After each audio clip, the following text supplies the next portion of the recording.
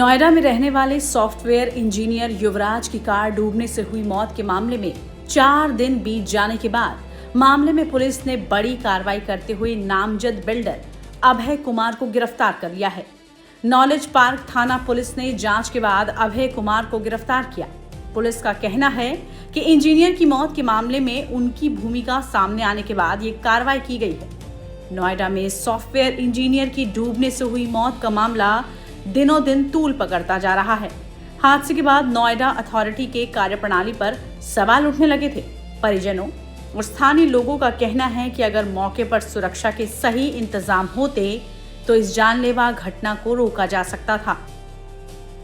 4 दिन बाद भी कार को बाहर नहीं निकाला जा सका। हादसे के 4 दिन बाद भी प्रशासन वाहन को बाहर नहीं निकाल पाया है। ये दुर्घटना रात करीब 11:45 पर हुई थी। इसके बाद युवराज करीब 2 घंटे तक मदद के लिए आवाज लगाता रहा। सूचना मिलने पर रात करीब 12:06 पर फायर ब्रिगेड को कॉल किया गया और 12:25 पर 3 दमकल वाहन घटनास्थल पर पहुंच भी गए थे। पूरी रात चले रेस्क्यू के दौरान तड़के 3:30 से 4 बजे के बीच एसडीआरएफ की टीम पहुंची, लेकिन कोई सफलता हाथ नहीं लगी। बता दें, युवराज पेशे से सॉफ्टवेयर इंजीनियर थे जो अपने परिवार के साथ ग्रेटर नोएडा के सेक्टर 150 की एक सोसाइटी में रहते थे। बीते शुक्रवार की रात जब वो गुरुग्राम में स्थित अपने ऑफिस से वापस घर लौट रहे थे तो हादसे का शिकार हो गए और हादसा ऐसा जिसने सभी को सोचने पर मजबूर कर दिया। दरअसल घने कोहरे की वजह से युवराज की कार अनियंत्रित हो गई और एक छोटे से नाले के दीवार तोड़कर एक निर्माणाधीन मॉल के परिसर में जा गिरी, जहां करीब 20 से 30 फीट तक पानी भरा हुआ था। युवराज करीब 2 घंटे तक फंसे रहे, लेकिन मदद ना मिलने की वजह से वो कार समेत पानी में डूब गए। उनकी जान चली गई। युवराज की पोस्टमार्टम रिपोर्ट में भी बड़ी जानकारी सामने आई है।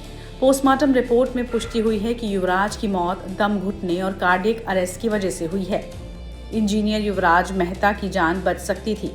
उन्होंने हादसे के बाद अपने पिता को फोन कर इसकी जानकारी भी दी। पुलिस प्रशासन भी मौके पर पहुंच चुका था और युवराज वहां से कुछ फीट की दूरी से ही अपनी जान बचाने की गुहार लगा रहा था। बेबस पिता भी पुलिस वालों और वहां मौजूद लोगों से मदद मांग रहे थे, लेकिन किसी ने उनकी मदद नहीं की, जिसके बाद एक पिता के सामने उसका इकलौता गहरे पानी में समा गया और उसकी जान चली गई। तो मैं तुरंत जिस अवस्था में था वहां से उठकर सीधा दौड़ पड़ा, बाहर आया और एक कैब जा रही थी उसको पकड़ा, उसको रिक्वेस्ट किया कि मुझे ले चलो, एक नाला है एस पार्कवे से आगे, वहाँ मेरा बेटा फंसा हुआ है। वहाँ पहुँचे, देखे कहीं कोई हलचल नहीं। फिर हमने फ़ोन लगाया बेटा को, तो बेटा बोला कि पापा उस नाले में नहीं, हम लोग जहाँ सोसाइटी से पहले वाला जो नाला है जहाँ राइट टर्न लेते हैं वहाँ पर मैं गिरा हूँ। फिर वापस आया, फॉग इतना गहरा था कि वो कार वाला चलाने से मना कर दिया। फिर उसको मैंने रिक्वेस्ट किया, बहुत हाथ जोड़े, तो धीरे धीरे वो किसी तरह टटोलते हुए आगे बढ़ा। फॉग काफ़ी घना था। तो फिर वहाँ उस पॉइंट पर पहुँचे वो, फिर वहाँ से मैंने उसको फ़ोन लगाया कि बेटा अब मैं आ गया हूँ, कहाँ पर हो? तो फिर उसने वो लाइट जला के इंडिकेट किया कि हूँ। लाइट भी धुंधला नज़र आ रहा था। ये जो फ्लैश लाइट टॉर्च फोन की जो इस्तेमाल करके, फिर वहाँ से पता चला कि वो कहाँ पर है। फिर हमने 112 पर पुलिस को डायल किया और वहाँ से पुलिस की टीम अब कितने टाइम, हमको लगता है आधा घंटे में पहुँच गई। फिर उन लोगों ने फायर ब्रिगेड को कॉल किया, फायर ब्रिगेड वाले, लेकिन थोड़ा टाइम लगता गया। वो चिल्ला रहा था हेल्प के लिए, लेकिन कोई जो वहाँ पर खड़े तमाशबीन थे उनमें से कोई आगे नहीं बढ़ रहा था। स्विमिंग जानता था या नहीं, हम सबसे रिक्वेस्ट करते कि भैया आप जानते हो, थोड़ा मदद करो, मेरा बेटा वहाँ फंसा हुआ है, उसकी जान की रक्षा करो। मुझे भी नहीं आता था, अगर मैं जाता भी तो वहाँ नीचे ही गिर जाता, वो गहरा नाला था।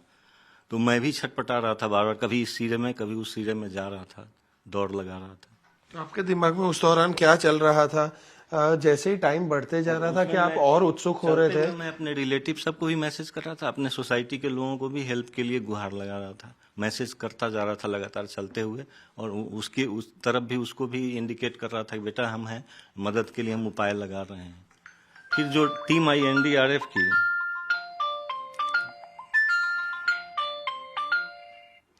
मदद के लिए जब मैं उसमें ये कर रहा था तो फिर एनडीआरएफ की टीम आई, लेकिन उनके पास पूरा इंफ्रास्ट्रक्चर नहीं था। वो केवल रस्सी के सहारे जाना चाह रहे थे, जो कि वहाँ पहुँच नहीं रही थी। उनके पास डाइवर या स्विमर होना चाहिए था, या बोट से वहाँ एक्सेस कर सकते तो मेरी बेटे की जान बचाई जा सकती थी, जो कि संभव नहीं हुआ।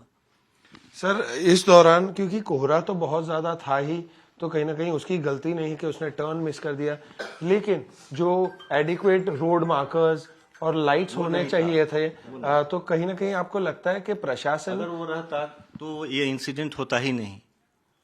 उस स्ट्रेटवे वो ड्राइव इसलिए किया कि कोई इंडिकेटर सामने उसको मिला नहीं जहां से उसको राइट टर्न लेना था, तो इसी तरह वो हादसे का शिकार हुआ। मदद की गुहार उसकी ओर से भी लगाई जा रही थी, लेकिन वो फिर कोई सहायता मिली नहीं और वो कोलैप्स कर गया। ये जो एक पूरा कोलैप्स है सिस्टम के द्वारा, उसके बारे में आपको क्या लगता है? क्योंकि लाइट्स नहीं थी, वो ट्रैफिक और नोएडा अथॉरिटी के अंडर आता है। उस दौरान एनडीआरएफ के पास या एसडीआरएफ के पास एडिक्वेट इंफ्रास्ट्रक्चर नहीं था, या फायर ब्रिगेड के पास एक नाव होने के बावजूद भी वो लोग अंदर नहीं गए। सो ये मिलके अगर आज काम करते तो शायद युवराज हमारे बीच होता। और एसडीआरएफ की टीम और एनडीआरएफ की टीम जो लास्ट में 4 बजे के आसपास आई भी, और उनको पूरा प्रिपरेशन करने में 6 बज गया। फिर वो 6 बजे रेस्क्यू ऑपरेशन बोट के सहारे लगाए, तब तक तो काफी देर हो चुकी थी, उसका कोई फायदा नहीं था, केवल बॉडी रिकवर किया गया। एक्चुअली जिस समय सहायता की आवश्यकता थी उस समय उनके पास न बोट था, न कोई डाइवर या स्विमर था जिससे हमारे बेटे की जान बचाई जा सके। सर मेरा आखिरी सवाल है कि इस दौरान एक व्यक्ति है मुनिंदर नाम का, जो पानी में कूद गया था, वो एक डिलीवरी एजेंट है, उसे हम एक्सीडेंट की साइट पर भी मिले।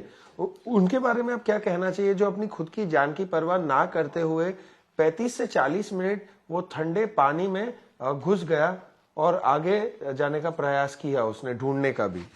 थैंकफुल टू हिम, उसने हिम्मत दिखाई और उसने डाइव किया और आगे तक गया, लेकिन तब तक मेरा बेटा गाड़ी के साथ ड्राउन हो चुका था, डूब चुका था।